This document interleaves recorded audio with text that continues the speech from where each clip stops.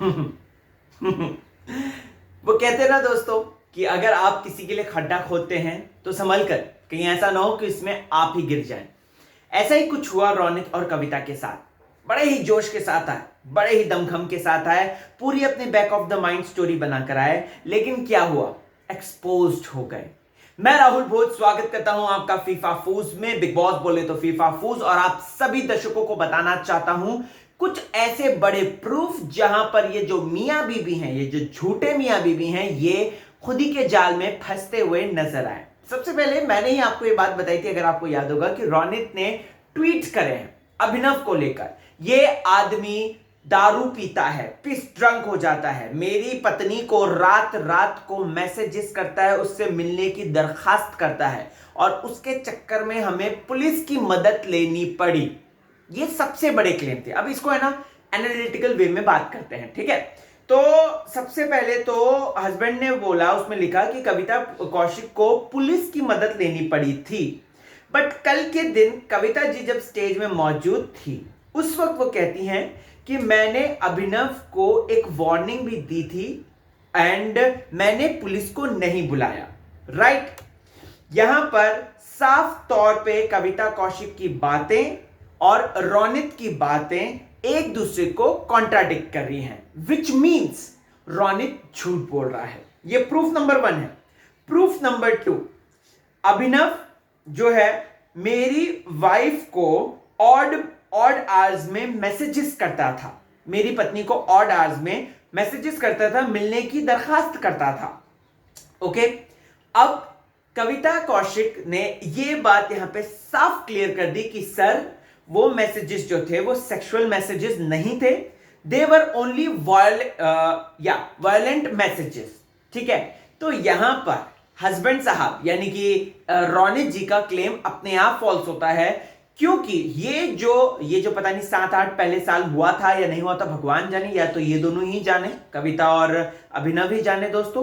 तो यहां पर ये बात साफ क्लियर हो जाती है कि कविता कौशिक को जो मैसेजेस आते थे, क्योंकि ऑड आवर्स में, अब ऑड आवर्स में कौन से मैसेजेस होते हैं भाई साहब, ये तो हम सबको भी पता है रोनित जी, तो थोड़ा सा घुमा फिरा के बोल दिए होते तो ज्यादा समझ में आता।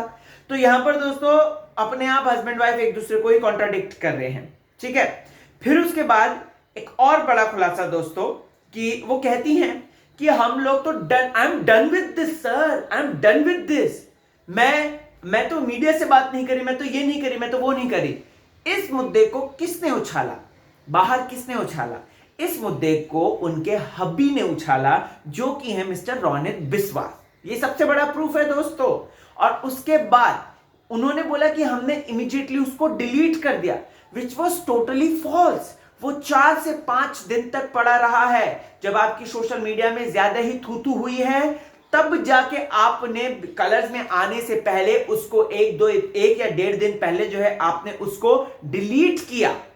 सो what is that mean? Kavita Kaushik, आपका झूठ पकड़ा गया। और सबसे मेजर इंपॉर्टेंट बात तो वो झूठ जिसको सुनकर हंसी आ गई, यहां पर कहते हैं कि आप पर्सनल जाती हैं, रुबीना को कहते हैं आप पर्सनल जाती हैं। अच्छा जी, पर्सनल कौन गया था घर में? पहले बता दो तुम्हारे हस्बैंड ने क्या किया था। तुम्हारे हस्बैंड की सच्चाई देख लो, अपने हस्बैंड को संभाल लो। ये किन के शब्दों का इस्तेमाल था? ये कविता कौशिक के शब्दों का इस्तेमाल था। तो उन्होंने जिस टोन में बोला, ऐसे में कोई भी पत्नी क्या, हम जैसी ऑडियंस तक ये भ्रमित में आ गए थे कि आखिरकार अभिनव ने ऐसा क्या किया है। क्या अभिनव ने एक्स्ट्रा मैरिटल अफेयर तो नहीं कर लिया? रुबीना को छोड़कर कविता से तो नहीं इश्क लड़ा रहे थे वो? जबकि ऐसा कुछ भी नहीं है। तो यहां पर रुबीना और Abhinav, they came out as a true independent husband wife, जो कि प्योर हैं, जो कि दिल के साफ हैं। और विशियस कौन बन गया? अपने ही जाल में कौन फंस गया? मकड़ी के जाल में कौन फंस गया? वो फंस गई कविता कौशिक और साथ ही साथ रोनित बिस्वास। आपको क्या है कहना? एंड हाँ, घर में ये मुद्दा उठा था ना कि आपने, सलमान खान ने बोला कि आपने इसको जग जाहिर कर दिया। सलमान जी, आपको इसे बोला गया है क्रिएटिव टीम के द्वारा, हम सबको पता है। अभिनव ने जग जाहिर नहीं किया था, इसको जग जाहिर किया एली गोनी और साथ ही साथ विकास गुप्ता ने, विच इज टोटली फॉल्स, कि अभिनव पे आपने इल्जाम लगाया। आपको क्या है कहना? कमेंट सेक्शन में जरूर बताएं। बने रहिए चैनल के साथ, देखते रहिए फीफा फूस। चलता हूं मैं।